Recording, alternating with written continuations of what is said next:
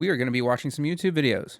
Valve is exposing the gaming industry, or at least this video claims to think so. So we'll see what this is all about. Gaming sphere, because this is a battle that it's like that Thanos meme of like, I don't even know who you are. Steam never looked at Amazon as a challenger in any regard. But yeah, apparently this Amazon vice president outlined how they acquired Reflexive Entertainment, a small PC game store years ago, tried to scale it, went nowhere.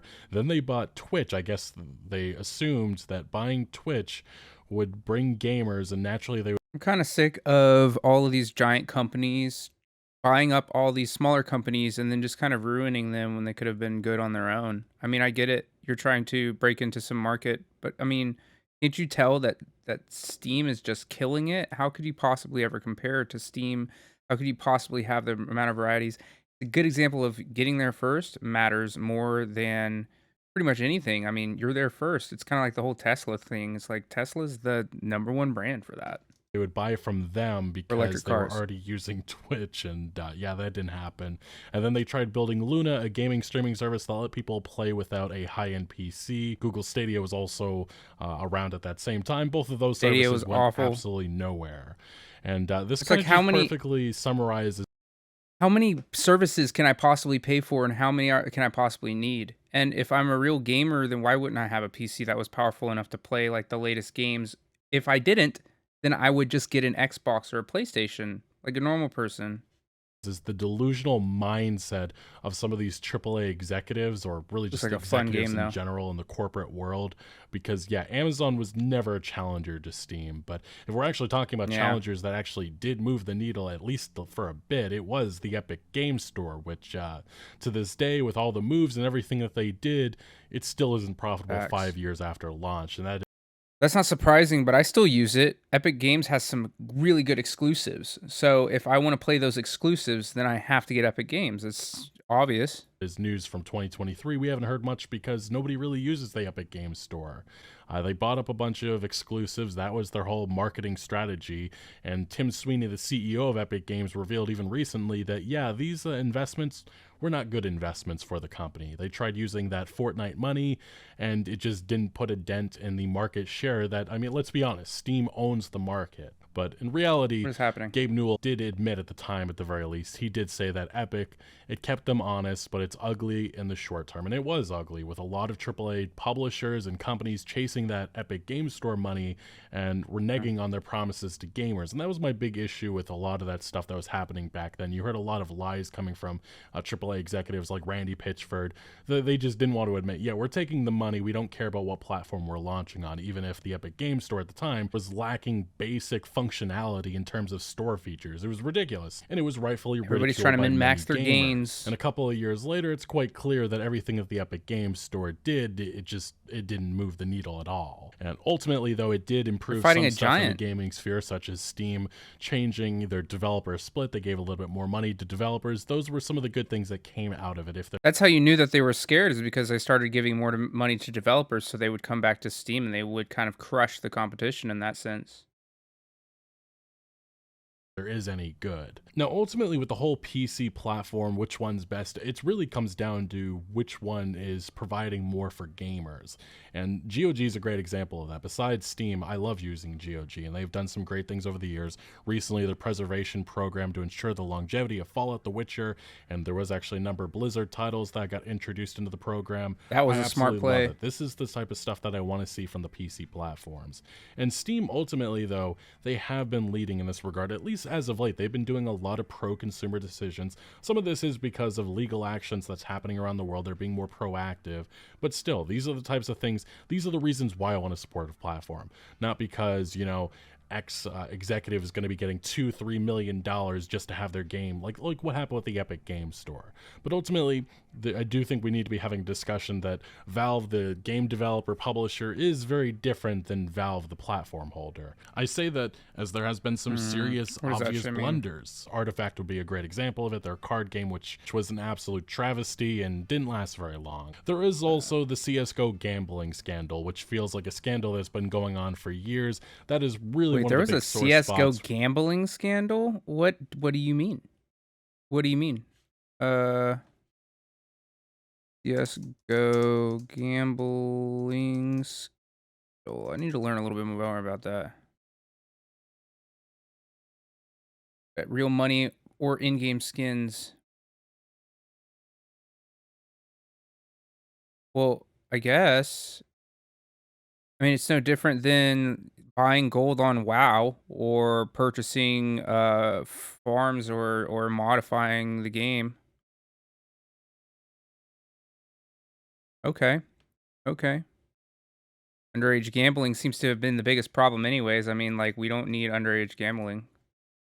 I understand. Okay. With Valve and the fact that they've pocketed billions upon billions of dollars. Just one of those things that has been talked extensively about, and we really haven't seen too much movement in regards to crackdowns on this because Valve has made some movement over the years, but every time they did, Fuck it is seems this? like it just Walk this dude. reemerged in another form. However, that does not tell the full story, as Valve obviously a couple of years ago released Half-Life Alyx, which was met to amazing reviews, and it has sold around 3 to 4 million copies in the year since, and really is a must-play VR title Well, thank you, for a sir. market that really Thank doesn't you. quite exist or it's not there yet. Mhm. There's obviously also Dota 2, still extremely successful to this What is day. this? Counter-Strike 2, also extremely successful. And then just Oh, they're recently, peaks Valve from did an the amazing night. thing by making Team Fortress 2 partially open source and allowing the What? community to create full mods based on it. Oh my And then, yes, the, god. the So big I need to revisit Team Fortress 2 as well. I haven't played that game in forever. I didn't realize that it would be so moddable right now. Like it's not on my radar at all. Like who's thinking about Team Fortress 2? It's game's older. It's like as old as Halo 3. big game that has been lingering in gaming news, leaks. It feels like there's a rumor every month. But Half-Life 3, if Valve actually ever did it, the internet would explode, and this would be one of the most highly anticipated games on the market. I disagree. I think Half-Life 1 and 2 were okay games for their time, but I don't think they were anything special at all. I really don't. And even as of late, there has been some new rumors indicating it might indeed be on the way finally. But look, Steam is one of the few platforms, not just necessarily on PC, but even console. You can just go to a store page and you have reviews right there telling you, how players, how people Exactly. view this game. And you Everything's get done honest so reactions well. because if you go on the PlayStation, if you go on Xbox, Nintendo, it's a very controlled environment. And those Hmm. reviews are not enough. Very biased because these developers are on their platform and they want their game to sell so they can get them to come back and put more games on their marketplace. I mean, that's pretty obvious. Forefront. They're not in your face, and you're not getting total access to how people feel about these games. And yes, I understand that they have reviews, they have like no stars you can give to a game, but it's nowhere near what you have here with Steam. And I do definitely feel like you get the ire of the AAA games industry with stuff like this. We've heard over the years executives from Ubisoft and other AAA publishers wanting, player accounts to be removed. They want reviews like this to not be accessible because all this stuff hurts their sales, Yeah, especially too if people are bad. able Make a better to game. openly tell you about how they view this Make a game better game. or to review bomb a game. And obviously Valve has had to make some movement on that type of stuff, but definitely being able to see like a game What? like Overwatch 2 and see these reviews and have people openly talk about how Overwatch has suffered because of Blizzard's inaction over the years, that is good. I think that is healthy for the gaming industry, discussions that need to happen. And this sore spot, this is something that Blizzard has to address, they have to fix. And it keeps some of these developers honest, at least, I think, in my eyes. Now, it is worth mentioning that US lawmakers have been coming after Steam. We talked about this extensively in a different video, but Pepe the Frog, that is pretty much it. An ADL Oh report my god, Pepe the Frog again. See, the thing is that on the internet, if any of you old guards are out there right now, you know that being in a lobby like pre 2008 on any platform, PlayStation, Xbox, whatever, was a shit show.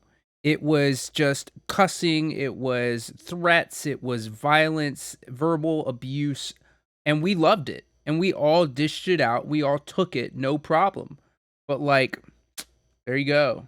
which had like My mic not numerous plugged in. instances of Pepe the Frog was used as an example that there's just hate all over Steam and there Y'all can needs to hear be me, a don't play. crackdown. This is what US senators have been asking or demanding, I should say, demanding Gabe Newell to intervene Hmm. and put action. Really what they want is censorship. That is what they've been calling for. And they hide it behind this ridiculous report. And this was something that Bro, happened. if you get a bad review, just take it on the chin and make a better game. I know if like one or two people review you and the shit is terrible it's not gonna matter too much. I mean, everyone, even the best, have like the one-off bad review. But if you have like 800 bad reviews, maybe there's something wrong with this. Maybe their opinion is valid and you shouldn't silence them and you should use their feedback, which you got for free, by the way, to make a better game. Happened in 2022, and New Hampshire Senator Maggie Hassan brought this up. She said, harassment, extremism problem, that is something that's prevalent on Steam. You guys need to stop it. And then it reemerged after a new report came from the ADL in 2024, in which a different U.S. senator, I believe this was from, the senator from Virginia, Mark Warner, he said that Valve needs to crack down on what he calls hateful accounts and rhetoric proliferating on Steam. And again, the biggest evidence in these reports is, I'm not lying, you can check it yourself, is Pepe the fucking Frog, which, with that Oh being my your God, evidence, who gives a shit nobody's about going Pepe to the take Frog? this at all serious. It's just a But like giant most troll. of you understand, Valve is a behemoth. They really are the place to Seriously. go if you're going to be playing on. You know what? I wonder how much of the market share Valve has of the share market.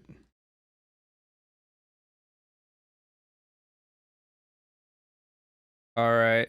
I can't even type an M. Significant 50 to 75% of the PC market. That's insane. How can you possibly compete with that? That's like somebody trying to come after Amazon. They're the Amazon of gaming, dude. Ain't happening. It's On not happening. PC and buying games. And it really is important for some of these platform holders to take action and be a little bit proactive for consumers. And I think Valve has been definitely a lot more proactive, at least in the last couple of years. And this is a great example of it. Valve bans forced in-game ads from all Steam titles. And this is specifically what the report says. As spotted by Gaming on Linux, Valve's Hate me ads, encyclopedic man. Streamworks documentation has been updated to make it much more clear that it refuses to sell any game that relies on in-game advertising for its business model. This is a massive shot at the free-to-play MMO market, in which some of this stuff is very much prevalent, and mobile games. Fuck 'em. If you're throwing up ads every 2 seconds to try to get me to buy something, fuck you. I know you're trying to make your money. Ain't happening, bro. I'm not buying your shit. That's especially the case mobile games. And we have seen a lot of movement from some of these mobile games to get entries on Steam, and Valve pretty much here is saying, that's not happening. That means no games can require players to watch ads to be able to play, nor hide any elements of the game behind a commercial. And it goes further, banning the use of viewing ads to gain an in-game advantage, rewards, or time. Valve specifically says in their instructions, developers should not utilize paid advertising as a business model in their game, such as requiring players to watch or otherwise engage with advertising in order to play, or gating gameplay behind ads. Escort Pauline, thank you so much for the follow. We're watching YouTube videos and we're changing the world. Mainly we're watching YouTube videos. Thank you for the follow. Advertising. If your game's business model relies on advertising on other platforms, you will need to remove these elements before shipping on Steam. And it goes further, saying developers should not use advertising as a way to provide value to players, such as giving players a reward for watching or engaging with advertising in their game. And I understand many watching this video be like, well, how does this relate to the AAA games industry? Like, we're not seeing this happen. And the truth is, we are seeing this happen. We've seen Xbox even talk about this. They talked about this in 2022, in which some Xbox games could soon have more ads. This was something that Microsoft talked about, and this is something that they were talking about behind the scenes. PlayStation as well talked about how they wanted ads in its games too. The big problem is, I think it would probably be okay if like you just flashed a basketball game on there, right? And I think that it would probably be okay for you to put an ad on that, as long as it wasn't like interrupting the game flow. Like if you put the actual ad on the boards and banners in the background like you would at a real sporting event, not so bad. Like I'd be cool with that. And they used to do that with a lot of the games that I used to play, and I used to see like little ads in like these racing games where the banners had like a specific brand or anything kind of advertising. I like that idea and I don't mind it. I don't think it takes away, because it actually increases the realism of the game. So they're getting advertising. You don't even have to purchase it. clarity about how these ad models are going to be introduced. Is it some background, advertisement on a car or something, or is it something forced into your face? And this is something that Electronic Exactly. Arts also talked about in an Exactly. investor Huge call difference. just last year, in which they were talking about the new Battlefield. They talked about how it was another tremendous live service in terms of talking about, its quality, which is hilarious. Just shows you how There's EA's executives Battlefield view that 3. game. They're just thinking The about 3 money, money, clips we money got of instead it. of the actual quality of the content. But EA's CEO then pivoted to talking about, maybe we should be putting more AAA, ads in these AAA games. Advertising has an opportunity to be a meaningful driver of growth for us. What does it mean by advertising? And I think we've seen many times over the years that you cannot trust this industry to do gamers right. They will force this stuff down They're your trying to throat. make And the money. big thing is, That's the we whole have point. had unskippable advertising thrown in our face. NBA 2K is the greatest example of this. This happened a couple of Yeah. years ago. It angered many fans, and they only continued it. I believe that they had stopped, but look, we've seen loot boxes. That was the big thing around 2017. Hell, Blizzard's bringing it back. And obviously, it's not paid or anything, but monetization mechanics will return. They always return in different If they forms. can When slide it's it in there, they successful, they will. continue. You know And how it is. If you advertising can is slide very it in, much one you of do it. those untapped areas in which these AAA executives see the potential and they will force this down their throat or force it down gamers' throats. But Nothing makes you feel more unlucky than having to roll for something in order to do better in a video game. Nothing will make you feel less lucky than But having a massive platform like Steam, which really controls the PC gaming sphere, they have a say in that conversation. And right now they are saying that's unacceptable. You cannot do that. And these are the types of decisions, these are the type of the leadership that we need from this industry, especially to hold these AAA publishers accountable and also to put a stop to some of their greedy there should be a minds and some of their coalition. visions of really ruining the gaming industry even further with greed. Now, it's not like this decision on advertising on Steam is the only good thing that Steam has done, because look, in 2021 they were one of the first companies to really say that, yeah, NFTs, cryptocurrency, you can keep that off of our platform. We're not doing that. And ultimately, look, this was just last year. Ubisoft has been very much on the forefront of pushing NFT games, and they quietly launched a full-blown NFT game, Champion Tactics. This was in October, and just a couple of months later they tried it again featuring Rayman. And everybody says in the year 2024, but these AAA executives, these AAA companies, especially a company like Ubisoft, which is extremely desperate right now, they will push this stuff Yeah, down they people's are. throats just to make a nickel and a dime. And a company, again, Who here played Division and thought it was really good? Because it was good, and then the content in the end game just wasn't there. It just dried up so fast, and it was so frustrating. I hated it. they are desperate for money, and this is why you cannot trust these companies like Ubisoft to do A gamers grind, and right. it's They will luck. screw you over if it means they're going to make some more money.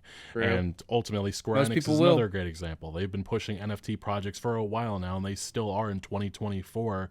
And look, Gabe Newell actually gave Stupid his reasoning at the NFTs. time for why he was so anti-crypto games and why they were removed from Steam. In an interview in 2022 with Rock Paper Shotgun, he said another thing was that the vast majority of those transactions of crypto games, for whatever reason, were fraudulent, where people were repudiating transactions or using illegal sources of funds and things like that. And then he continued, and I don't think he's talking about the AAA companies like Ubisoft or Square Enix, but I like to imagine he is, just because it's funny.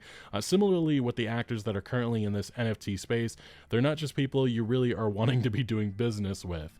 That doesn't say anything about the underlying technology. It's just a reflection of the people right now who are viewing it as an opportunity to rip customers off, which is primarily all of the companies and executives and everybody who's been Yup. taking part in it the last number of years, or engage in money laundering or other things like that. And again, I'm sure he's not talking about Ubisoft and companies like that, but I like to imagine he is. Now, Could besides be. Steam He absolutely could be.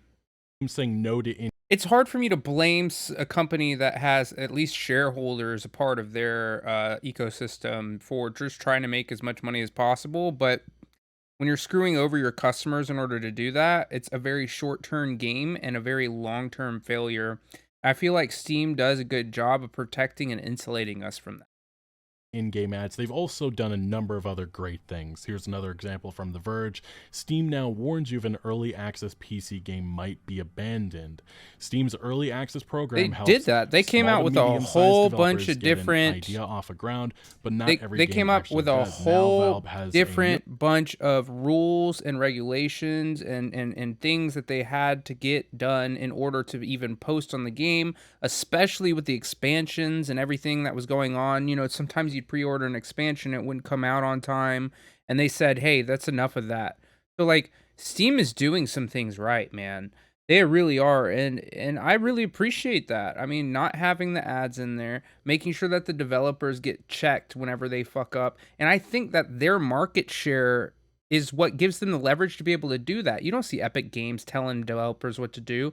Everyone is telling is being told what to do by Steam, and I really feel like they kind of do have us in the back of their head when they're doing that. They want us to stay on their platform, and when we see them doing this kind of stuff, this is what brings us back. Metaphoric weather-wise, thank you for the follow. Shattering Disbarswivel. I can't say your name, dog. Thank you for the follow. We're watching YouTube videos, and we'll change the world, but mainly we're watching YouTube videos. notice designed to warn Steam users when they visit an early access game store page if it's been a minute since the last update. If the devs' lofty goals for a 1.0 release were a little too lofty, then it's probably time to do some due diligence before spending money on what may be abandonware. And what this does is it makes a lot of these developers, they have to be more open, they have to be more communicative with their community, and that is great. That is And why great wouldn't for they gamers. be? That is That's how you build up hype for your game, is by being honest and commonly referring to your game in any kind of advertising that you can get in front of anybody's eyes. The other thing is like games that are massive that keep getting delayed. Games like Assassin's Creed Shadows, like that was supposed to come out on in February, I think during Valentine's Day, and that would have been amazing because there's a lot of nerds out there that didn't have anything to do on Valentine's Day that were looking forward to it, and that was me. That was me. pro-consumer decision. And again, it forces these developers or anybody who's engaging Okay, in early Vicious. access to be I more can't believe open I about wasn't the following process and what's before. happening. Yeah, in yeah, you fear really of messed having up there. Valve doing this. Now, back in October, it was also announced by Steam that they were getting ahead of a new California law informing users that they don't own their games. This is a different This has discussion been we're the going to same have in a thing separate since the video, beginning of time. hopefully We've soon, never but owned the yeah, content. Steam is We've only informing its owned the users that discs. they don't fully own the games they purchase as a new California We law have a on digital license. content Can be ownership revoked looms. whenever. Steam, the largest digital gaming distribution platform, has begun notifying users that their digital purchases are licenses to access content, not the content itself. It's always been This is that a way. discussion that really needs to be happening a lot more. That game access, a lot of these companies, they can just turn things off. We've seen that with a company like Ubisoft and The Crew. Even PlayStation has done some stuff, not necessarily in the gaming sphere. But this is a discussion, especially about game ownership, or really the lack of ownership that players have over the content that they're purchasing. The $70, $80, you're not buying the game, you're buying a license, especially You're buying with a the digital license. only It's future. always how it is. I mean, It's the we've same seen thing many with music. examples of If you buy a CD, you're buying the physical CD. You do not own any of the songs. Obviously, you're buying a game. You do not own any of the game. You're buying a movie. You do not own a piece of that movie. You don't own the content. It is licensed to you for your usage, just like applications are, like Photoshop and Adobe, any kind of licensing at all. That's how it works, dog. single player games that have those always online requirements. And indeed, there is a future in which some of these AAA executives, these publishers, can turn everything off and you no longer have access to any of that content. Definitely a debate, a discussion that really needs to accelerate in the gaming space. Is it really should be a number one topic that we're all talking about, but it really has been something that's kind of been thrown to the side, to say at the very least. But yeah, those were a couple examples. There's many more. This was just another recent one around September, October. Valve made new Steam rules that finally hold Season Pass DLC to account. Yes, move what to I was make sure talking developers about. and publishers don't stray from their promises and commitments when it comes to Season Passes. We Steam needed now that shit. toughened up its guidelines in this regard. Newly spotted documentation from Valve outlines how Season Passes must give a release date to all DLC included, describe what's in each piece of DLC, and much more. And the ruling goes on to mention that alongside some guidance on how to properly set up Season Pass page on Steam, Valve actually now looks pretty issues fun. several warnings and What new game rules is that, about what's guys? needed in a Season Pat, Pass what game is that? I want to play it. listing. Goes on to mention the first big one revolves around the release schedule for season pass content. In the process of launching a season pass, you will be asked to commit to a launch timing for each content release in the season pass. That launch timing is a commitment to both customers and Steam. What's that? If you aren't ready to clearly communicate about the content included in each DLC and when each DLC will be ready for launch, you should not offer a Because anybody can say that they're gonna have DLC in the future. Anybody can say that. But now they're actually holding people accountable. I love it. Love it here. season pass on Steam. And I understand many people may be asking, again, how does this relate to the AAA games industry? Well, you can look at a game like Redfall from Arcane, in which that entire season pass ended up not happening. Obviously, players, I believe, ended up getting refunded a lot of that content or the money that they spent on that content.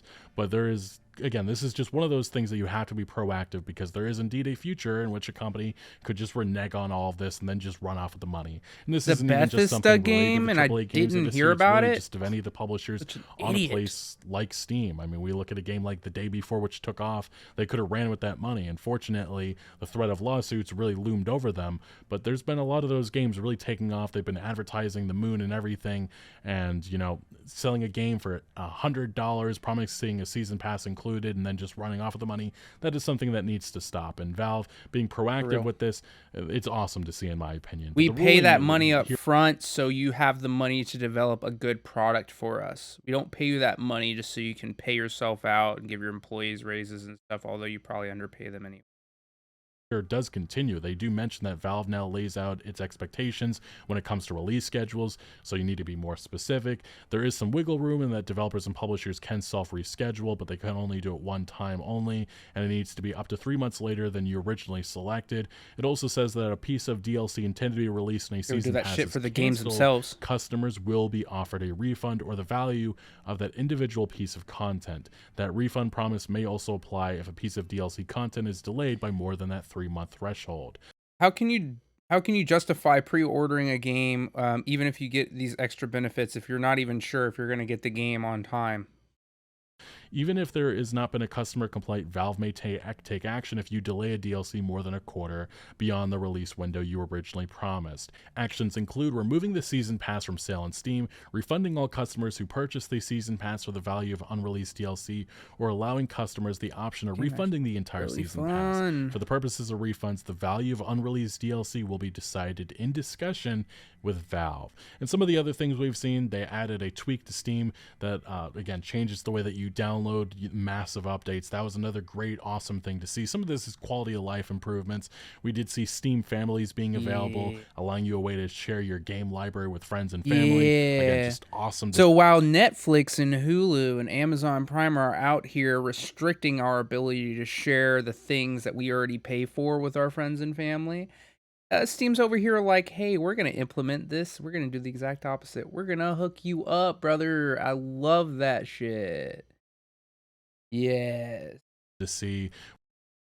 I love all the negativity in the chat about me right now. You guys keep up that negativity. I love it so much. It's just feeding me. Oh, I love it. I'm such a masochist. We did see Valve launching a helpfulness system, which pretty much just moves more helpful, insightful reviews to the top rather than the jokey ones. Belongs in the museum, the video. Steam demos changing in which Valve was going after. It's 9 days old, dude. Shut up. A lot of these free games were flooding the market, so they're kind of changing how these games appear on the market. And also, I believe they added reviews as well to this. So, yeah, the next one, Valve gives Steam demos some love, lets players post user reviews for them. And then we also did see Valve removing arbitration from its Steam agreements. And again, as mentioned here, legal experts consider this a win for Steam users. Even if they, likely will never have to take Valve to court, consumers are usually required in such agreements to arbitrate and not sue, at least in the US. Previously, Valve forced its dispute into arbitration when a third-party reviews an issue to resolve it outside of the legal system. This update also removed Valve's class action waiver, which means class action lawsuits from a group of people with the same complaint are now on the table, which, yeah, as they should be. You shouldn't exclude us from that. I mean, I get trying to protect yourself. Dude, protect yourself if you can. But also, don't be a piece of shit, and we won't care. There'll never be a problem. I think that's where Valve is kind of moving to right now, honestly. They're doing a really good job, and they're all like, we don't even need this. Ain't nobody going to be complaining about us. They know we got their back. They know it.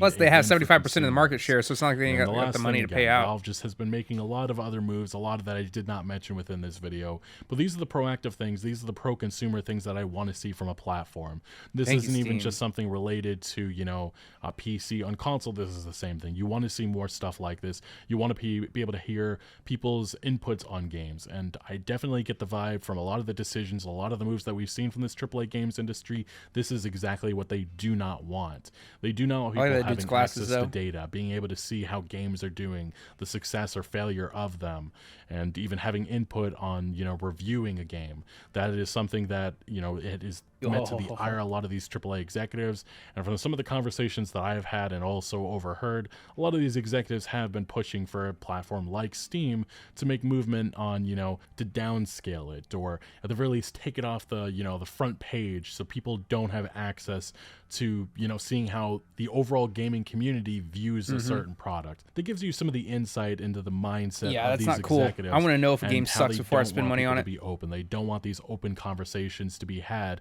especially on store pages for their games. Anyway, I am definitely not arguing that Valve is perfect, especially on the publisher I side. They think have a Valve's lot of perfect. mistakes and a lot of holes and a lot I of don't things think that I Valve can will get any better. criticize and have criticized the last They're number of years. amazing. But I definitely do view some of these moves, especially the ones the last couple of months and the recent one on in-game ads, as very pro-consumer and something that is encouraging and really something that I wish other platform holders would follow suit with as well. But unfortunately, I don't think that's going to happen. Anyway, what is your view of Steam in 2025? What is your view of Gabe Newell? Let me know down in the comment section below. But thank you for watching. Make sure to leave a like if you did enjoy this video or if you found any informative value. Consider subscribing for more videos like this, and I'll see you later. Honestly, I wish more companies were like Steam, where they really kind of just put everybody in their place and they're like, this is how it should be. And we're going to make it happen. And with a market share like that, I believe they can. And that's what I really like about it. Absolutely some of the best. Let me know if you disagree with me, because I am a Steam fanboy. A matter of fact, I might even buy a Steam shirt just so everybody knows that I love it so much. So great. So awesome. Amazing.